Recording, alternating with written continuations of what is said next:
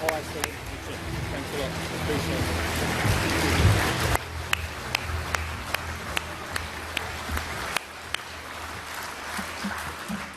Good afternoon, conference. Are you enjoying yourselves? Has it been a wonderful day?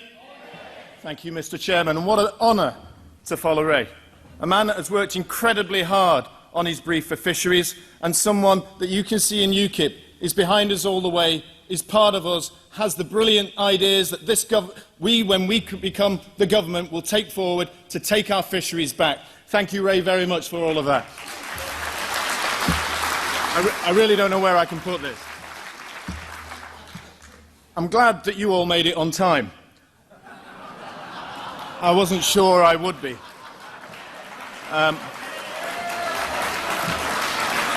I have to admit, when I was running for the train, I caught a glimpse of a children's book in a shop window that I thought would give my daughter a valuable lesson in applying for job applications in the future. It was purple, had a big yellow clock on it, and it was called "What Time Is It, Mr. Woolfe?"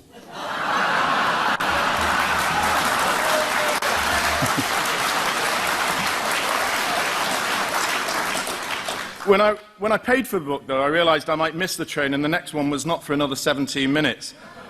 Thankfully, the conductor saw me sprinting down the platform and held up the train for a minute for me. Some of the passengers weren't happy, but others recognised they'd been there themselves, so I just hope that you're glad that I'm here today.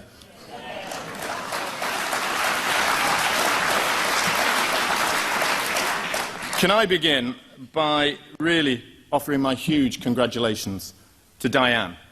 I think she has achieved a wonderful opportunity for this party, that she will lead us tremendously in the future. And she has been a colleague of mine for a couple of years, and I've seen the commitment she has put into this party. I know she will do so to make sure that UKIP will get better, that the British people will get what they voted for, i.e. Brexit, meaning Brexit, and she will work to build on the party's achievements. I really want to say congratulations, Diane. Well done.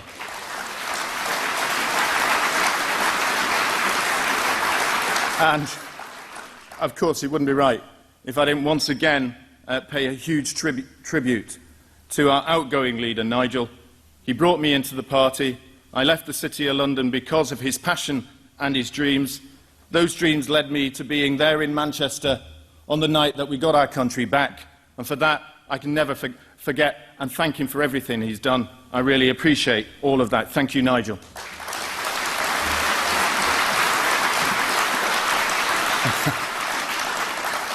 Ladies and gentlemen, we did it, didn't we? We just did it. Just 3 months ago, our great Brexit referendum, the people chose hope over fear. They voted for freedom. They voted for democracy. They voted for an independent Britain. They voted to leave the EU. And what a battle it was. From the north to the south, from the east to the west, 17.4 million people voted for a new beginning, for a more confident nation, and for a brighter future. Project Fear failed. It failed because so many of us knew the government would resort to such desperate politics.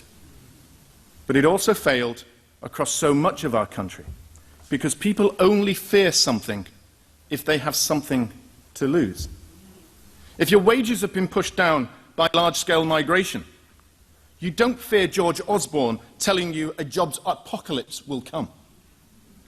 If you can't get on the housing ladder, or your children are paying too high a rent, you don't fear the Bank of England warning the housing market will collapse. If you can't get to see a doctor, or your children are at overcrowded schools, you can't pay gas bills that are rising, you don't fear President Obama threatening Britain to stay in the EU.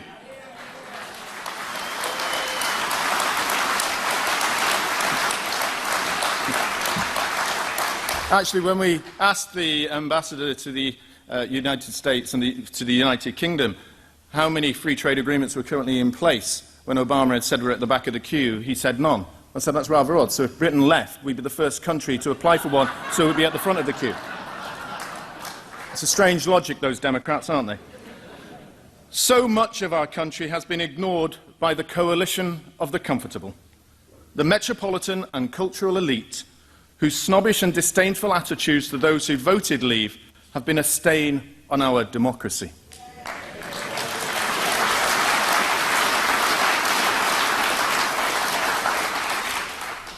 To you, conference, and to those of you in the audience and listening at home, I am proud of you for ignoring Project Fear and embracing Project Hope. I am so proud of you for standing up for those people who have been ignored and marginalised. Without you, without UKIP, there would be no Brexit. But most of all, I am proud of the 17.4 million people who voted to leave and stood up for their children's future and that of our nation.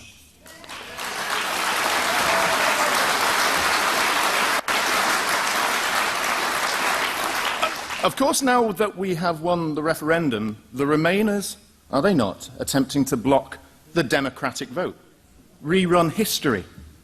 So rumour has it that the EU is also creating a new subsidised music show to win the hearts and minds of Brits so that we won't leave.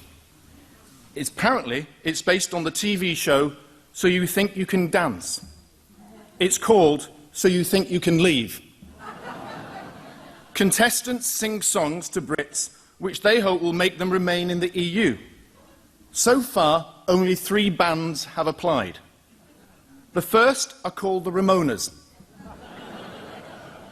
It has Nick Clegg on the fading cymbals, Tim Farron on the kazoo, and the lead wailer is Nicola Sturgeon.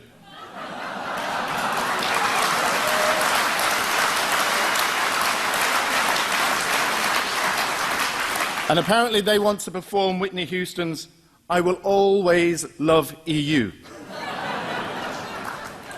The next band are called the Lost 48%.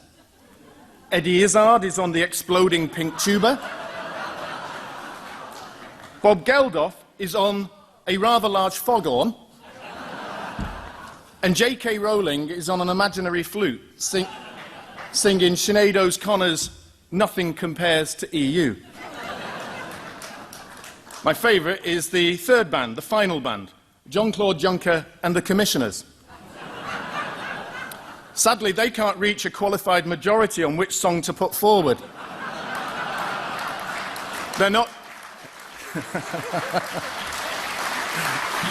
Sorry, I'm trying not to laugh. But they're not sure whether it should be called Red, Red Wine or Papa's Got a Brand New EU. Sadly, no one is placing any bets on it going to get anywhere, as a new Brexit TV channel has already got masses of interest. It's a new show called Britain's Got Balls.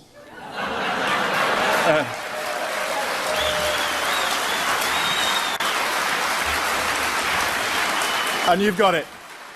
The headline act are the Faragistas singing the cover of Evita's Don't Cry for Me, European Union.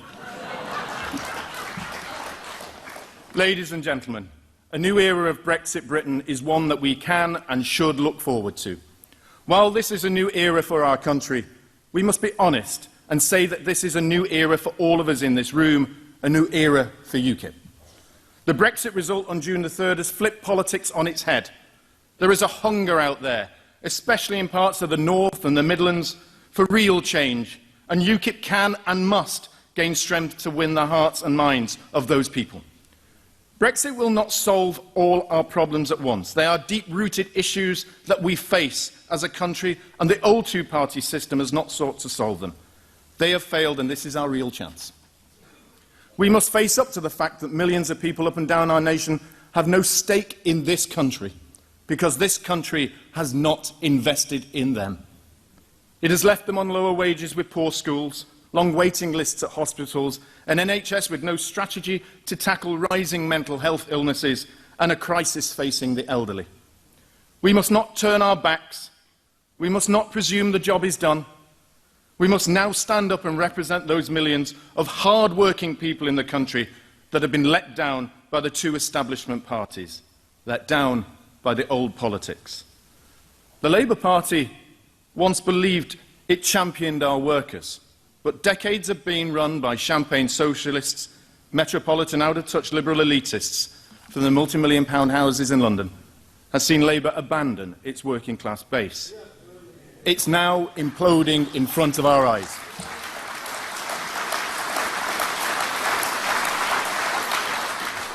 UKIP did not and will not turn its back on these people. We will listen when immigration concerns are raised, and we will not demonise those who are not afraid to talk about the real issues they face in their day-to-day lives. We are proud of our flags and our history. We believe in Britain, and we believe in the ability and support of our people. It is our job to speak out for those who have been ignored, maligned and forgotten. We must provide a voice for the millions who have been deserted by the Tories and the Labour Party.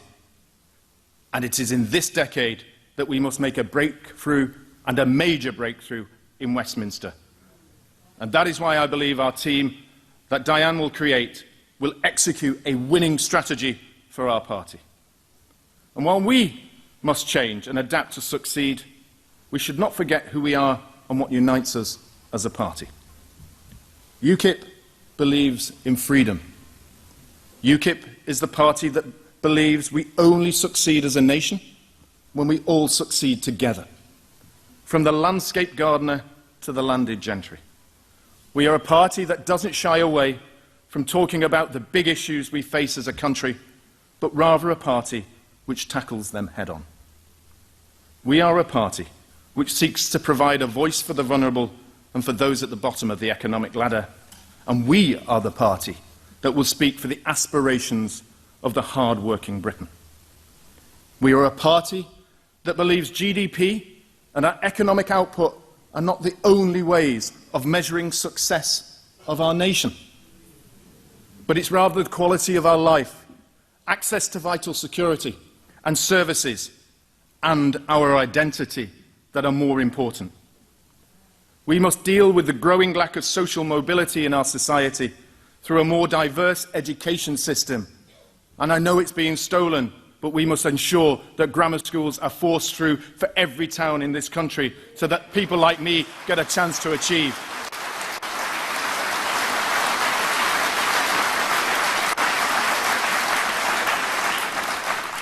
From housing to education, from jobs to health, life expectancy to mental health provision, our country is becoming more divided. Now, I love my country and its people, but we must speak up when we are heading in the wrong direction. Brexit gives us that opportunity to build a better Britain, and UKIP is a force for good in British politics. So we must all unite as one movement. So let's walk in hand, together, to ensure that Brexit really does mean Brexit, and take the fight to the political establishment for years to come. Our country needs us. Thank you. Thank you very much. Thank you. Thank you.